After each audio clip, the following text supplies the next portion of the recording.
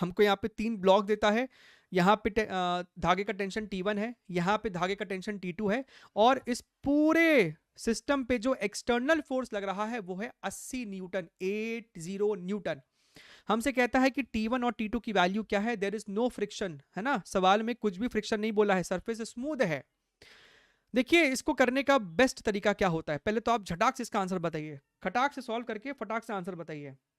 Cot theta आता था 1/3 cosec थी, जो भी है, मतलब हमको देखो आंसर याद नहीं है ऐसे, हाँ लेकिन आप समझ गए मेरी भावनाओं को, ठीक है। देखिए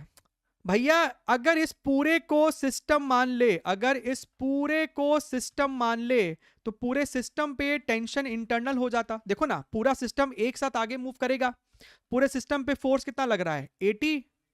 और पूरे सिस्टम का मास कितना है 5 + 3 + 2 कितना होता है 10 किलो, तो सर ये आएगा 8 मीटर्स पर सेकेंड स्क्वायर। अब अगर आपको T1 चाहिए तो सिर्फ 5 केजी को आइसोलेट करो, सिर्फ 5 केजी को आइसोलेट करो, और इस पे T1 आगे लग रहा है और इसका एक्सेलरेशन है सर 8 मीटर्स पर सेकेंड स्क्वायर, तो सर T1 कितना हो जाएगा, मास इनटू एक्सेलरेशन, यानी कि सर 40 न्यूटन। सर T1 40 है, और कैसा ऑप्शन बनाया है कि सिर्फ T1 से ही आंसर आ गया। फिर भी अगर आपको जीवन में T2 चाहिए तो T2 निकालने के लिए इस पूरे को सिस्टम लो, A+B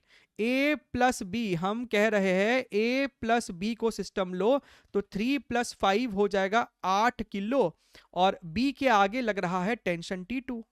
है ना भैया, एक्सेलरेशन तो 8 ही होगा, सारा प्राणी लोग एक ही एक्सेलरेशन से मूव कर रहा है, सो 8 × 8 यानी कि सर 64 न्यूटन, तो खत्म है खेला।